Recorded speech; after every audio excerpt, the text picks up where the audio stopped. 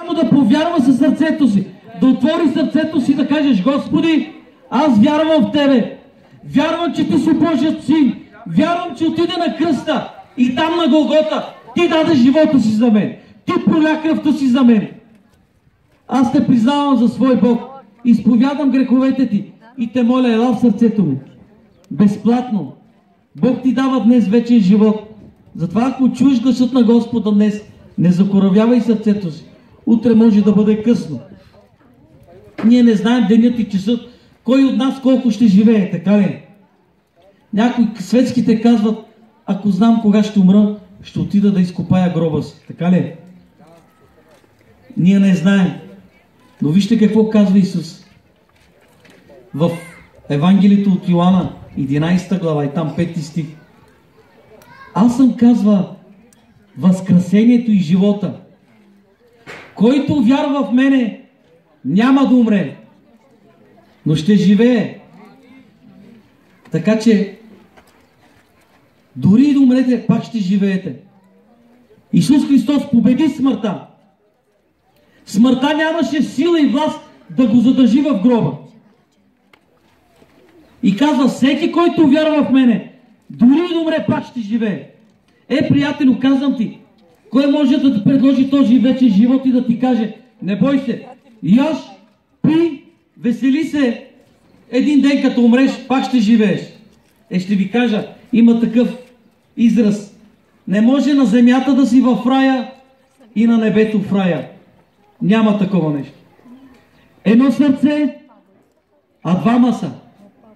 О сърце си о господаря си дуй. Избиринето чадо, каске къде стовоги. Има такава песен, знаете. Не можеш да служиш на двама господари. Или един ще опикнеш, а другия ще намразиш. Но Бог казва: ела при мене такъв какъвто си, аз те приемам със своите грешки, със своите слабости, със своите немощи.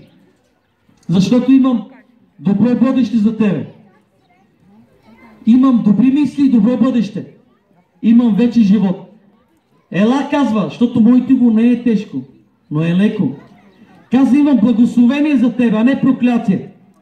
Избери сега. Сега е денят, в който можеш да кажеш да на Господа и не на света, не на дявола. Колко от вас искат да бъдат спасени? Алелуя! Колко от вас искат дори и да умрат, пак да живеят? Аз искам да живея живот за Исус. Знам, че един ден, дори да умра, аз ще отида при моя Бог. Там, където Той приготвил място за мене и стои отдясно на Отца. Вижте, някои казват: яш, пий, си носи новите дрехи, защото това ще ти остане. Това е най-голямата заблуда на Сатана. От душо моя, казва Бог, отвори сърцето си. Ада и рая са много реални. Ада е много страшно място. Това е мястото, дето червеният не умира и огънят не угасва. Страшно място. Място на мъки, на болки и на тревоги. Това е мястото определено за Сатана и за всички, които не вярват в него. Не гледайте на хората, които на пръв поглед благоуспяват. Измама, наркотици, проституция, обири, охолен живот. Всичко това води надолу, пътя към ада. Отивайки си човек от този свят, няма да вземе нищо. Има ли човек, който отивайки си от този свят, може да си вземе колата? Остава колата, остава къщата, остава парите, остава всичко, което е притежавал. Вижте, някои от нас искат много неща. Искат уредби, телефони хубави, скъпи неща, модерна техника. Живеем в едно модерно време. Време, в което има всичко. Всякакви лимузини, всякакви екстри, всичко. Но когато човек умре, остава всичко. Така ли е? Така ли е? Това е истината. Какво те ползва да спечелиш целия свят, а да изгубиш живота си? Не, това не е живота. Аз искам, ако живея, да живея за Исус. Кой от вас иска да живеят за Исус? Алелуя! За царя на царете, за Господа на господарите, Бог на боговете, лекарят над лекарите. Исус има за вас бъдеще и надежда. Той не дава така, както света дава. Той дава щедро. Но търси сърце, което е отворено за Него. Бог иска да бъдете вярващи, а не невярващи. Трябваше да започнем хвалението на Святия Дух. Чувствам, че ми изпълва да ви кажа тези неща, след което ще има хваление. Искам да ви кажа за една случка в Библията. Миналата седмица се празнуваше Лазаров ден. Колко знаят за Лазар? Лазаров ден в събота. Нали така? След това беше Цветница. Палмови клонки. Някои от вас може би са продавали върби. Това е посрещането на Иерусалим, на Исус. Но вижте, в събота се случи нещо. В събота дойдоха при Исус и му казаха една новина. Казаха му, че Лазар е умрял. И когато той отиде на мястото, дето беше гроба, и казваха: Господи, ако беше дошъл по-рано, малко по-рано, ако беше дошъл, ние вярваме и знаем, че ти нямаше да позволиш Лазар да умре.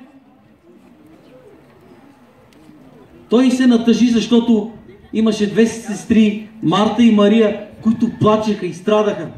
Той се натъжи, но отиде на мястото и каза: отместете камъка. Вижте, преди имаше обичай, когато умре някой в Израел, те издълбаваха гроб в пещера, в камък, и там полагаха мъртвите. И Исус каза със силен глас: Лазар излез! Но те казват: Господи, смърди. И той казва: Лазар излез! Лазар излезе.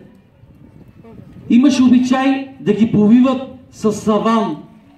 Саван значи бяло пътно, покривало. Така ги погребваха. Или чаршаф, казано по наш начин. Повиваха ги и ги полагаха в гроба. И Господ казва: Исус, разповийте го и го пуснете да си отиде. Вижте, Исус имаше власт на смъртта. Казваха: Господи, 4 дни смърди и мерише. Той каза: излез. И Лазар възкръсна. Само една седмица преди да бъде убит Исус, той каза: Лазар излез.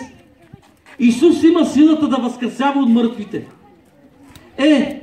Няма ли Исус сила да те изцели? Няма ли Исус сила да те спаси? Няма ли Исус сила да те новороди? Няма ли Исус сила да направи това, което ти искаш? Исус има голяма сила. Ако Той побеждава смъртта, какво е за Него твоята болест и твоята немощ? Но искам да ви кажа нещо. Дори човек пак да живее, един ден пак ще умре. Лазар беше възкресен, но не след дълго време той пак почина. И тогава вече нямаше кой да го възкресява. Сега искам да ви кажа. Ако живеете за Господа. Животът е много кратък. Времето е много близко. Царя Исус идва. И днес е спасителен ден за вас. Днес е денят, в който може да извикате към Исус и да бъдете спасени. И вашите имена да бъдат записани в вечната книга на живота. Аз искам и аз вярвам и аз знам, че моето име е записано в книгата на живота. Ако няма някой увереност, че неговото име е записано в книгата на живота, сега е благоприятното време. Сега е добрият ден, в който може да дойдете тук пред Исус и да се молите. Братце, почти сте готови, нали?